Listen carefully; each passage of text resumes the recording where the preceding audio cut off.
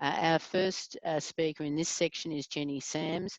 Jenny's a member of the Monash Uni Council, director of the CHP and the Foyer Foundation, and undertakes consultancy work mainly in the not-for-profit sector. And Jenny's depth of experience in government, deputy secretary, executive roles, trying to improve the educational and employment opportunities for all Victorians, but also as former CEO of Aboriginal Housing Victoria, where that organisation became the only Aboriginal organisation to achieve housing association status, and also successfully negotiated the historic transfer of nearly 1,500 DHHS properties to Aboriginal Housing Victoria that they were already managing. Jenny, thank you so much for being with us today, and very much look forward to your views about housing support in the context of mental health issues. Thank you, Jenny, and thank you all. And it's been quite a long session, and I'll try not to repeat stuff. I'll try and be sharp and to the point as best I can, and thank you for those who are still listening. Of course, I'd like to acknowledge traditional owners. I'm on Wurundjeri land, but acknowledge traditional owners of the many lands we're all meeting on. Pay my respects to elders past, present and emerging, and acknowledge the land was never ceded. And thank you, Jenny, for mentioning my former role as CEO of Aboriginal Housing Victoria. And it's an experience I draw on, and I'm still working very, very closely with the organisation and talk about grabbing an opportunity. I think because of a lot of the groundwork we've done in policy and elsewhere, the money that the Victorian government's putting into a sort of building maintenance kickstart package, those funds are being determined by Aboriginal organisations in partnership with Aboriginal Housing Victoria. So that's $35 million that we together are building the bid on, and we're going extremely well with it, touch wood. So sometimes, you know, out of crisis comes a real opportunity. And we've also got another smaller program which actually will do a little bit in terms of those wraparound and support services. So thank you for that. Many of you will have noticed just recently, in the context of the refresh of the Close the Gap strategy, that the National Coalition of Peaks prepared a report based on 4,000 responses and suggested some new targets. And I think it's really telling. Mental health and the preservation of culture and languages were part of the response, part of what they wanted to see targets on in the Close the Gap refresh. I don't find it surprising these are mentioned together. I think mental health issues in the Aboriginal community are often different in their genesis, and I guess we can say that about all people. I don't want to generalise, we can say that about all people and all groups, but intergenerational dispossession from land, culture and removal of children have had a devastating effect. And I think one of the things you've got to understand with all of this, and particularly Victoria, I can't talk about other parts of the country, but in the early years, Aboriginal people bounced back. They developed their own economy. They developed different ways of living, but the steps they took were constantly removed. And the spirituality and connection with land and culture are so important. You combine the two and people's spirit was broken. And I think this is what we see in First Nations people in many parts of the world. And it's the fundamental difference I've come to believe. It's the breaking of your spirit. And for Aboriginal people, and indeed many others, once your spirit's broken, your mental health's really very, very badly affected. In fact, you've got a serious mental health issue. And that's what's coming through in the contemporary experience of Aboriginal people in Australia.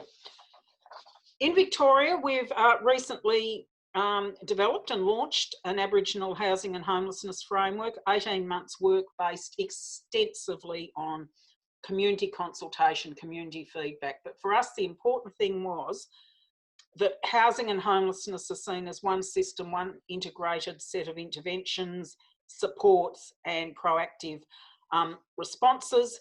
and that the broader experience of Aboriginal people, including mental health, are front and centre of everything that you do. And I think because that framework was endorsed in February, it really has set us up well in terms of making use of additional money, stimulus money going out, and a self-determining approach. As we all know, housing distress and mental health are mutually reinforcing. Mental health is a driver of 1 in 4 presentations by Aboriginal people to homelessness services Australia-wide. At Aboriginal Housing Victoria, in our annual or biannual tenant satisfaction surveys, 1 in 3 people were reporting that they had mental health issues. And if anything, it's probably higher because there's a real sense of shame in admitting this. So we were frankly taken aback, and it keeps on each time you do the survey. It's not one-off. 1/3 of your people have mental health issues. And as one of the earlier speakers said, people can establish themselves, everything's going well, and then it hits again. So we need to address both if we're going to have satisfactory housing outcomes. Going back, and this had a big impact on me in 2006, the WA Child Health Survey, the work that Fiona Stanley was undertaking, was seminal, because what it showed was that Aboriginal children experiencing life stress events in clusters are incomprehensibly high. 1 in 5 experience 7 or more major life stress events each year. So, you know, someone in the family dying, going to jail, losing their jobs, becoming seriously ill. We know, particularly from our community consultations for the framework, but just from our practical experience and living in the community, it's a massively malignant clustering of mini disasters in Aboriginal communities, and that drives homelessness. And I want to just make a point here around homelessness. And one of the things, again, I'm becoming very sharply aware of, the mental health issues for everyone and in Aboriginal communities drive homelessness. One of the things we've got to be very careful of more broadly is when we're developing other social policy and interventions, programs, actions, you need to be very, very careful of perverse outcomes. You do not want to attract Aboriginal people away from their communities because of some other action you're taking. Now, sometimes there's a need to leave community. I'm not arguing that at all.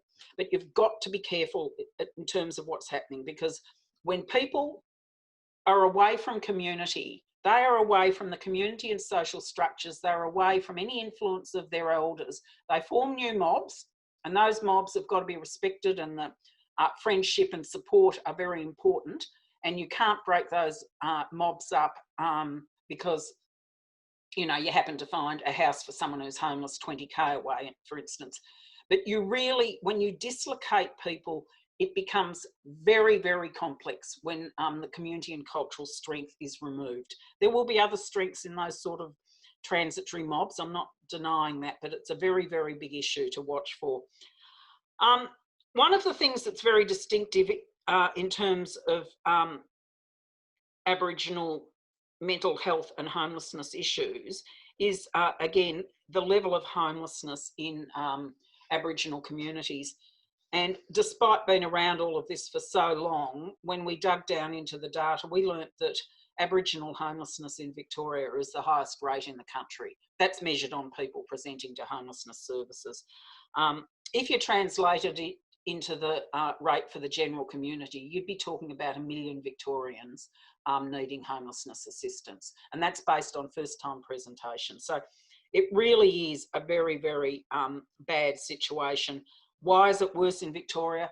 I can't fully answer it, but I think it is, at the heart of it is the dispossession in Victoria was so quick, so fast and so harsh that people have, as Shirley Fibre said at one of the community consultations, being homeless in your own country is a truly dreadful place to be. And I think that's what we're seeing.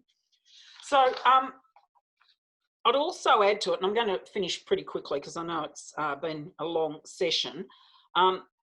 And it goes back a bit to my comment about being careful of perverse outcomes in social policy. Transitional housing really, if anything, has a destructive effect. And I know, of course, we need it in emergency situations. I'm not denying that. But the downward spiral and the sense of inadequacy and hopelessness gets worse and worse each time you come in and out of transitional housing. People need a home. And transitional housing is one of the areas. Oh, I can see a spoodle up there. I hope mine keeps behaving in the background there. Transitional housing is, again, one of the areas you've got to be careful of, because you don't want it to create the illusion that it's offering a housing outcome in another area when in fact it's really not. It can make things worse.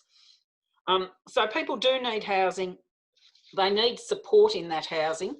And I'm very, very briefly going to mention a program that's been underway in Aboriginal Housing Victoria in the Northern region for about 3 years now, and is going very well. But like everything, it's funded as a pilot. So just as you build relationships with people, your pilot might come to an end or it might not. The bane of government funding approaches. It's called More Than a Landlord. The idea of the program is that Aboriginal housing tenants, and interestingly, a lot of public housing tenants want to be part of this. We just didn't have capacity. Provides support to all tenants who want to be part of it, but particularly those under stress. And we've had quite a few people who've come in, and there's been one fella and his daughters, and it's been in the newspapers, this one. I'm not going to name him, obviously, but he came in with severe mental health problems. Aboriginal organisations garnered support around him. He was part of the More Than a Landlord programs, remained part of it. Fantastic father to his young daughters. He's had the odd sort of slip up here and there. The program supported him, and really, it's just such a success. But in very simple terms, what happens? We focus on strengths and aspirations. It's not about deficits. It's about community-led promotions and initiatives. It's about creating opportunities for tenants to socially engage and participate. In other words, building the strength in communities. And working from the basis of life coaching and life plans around your aspirations.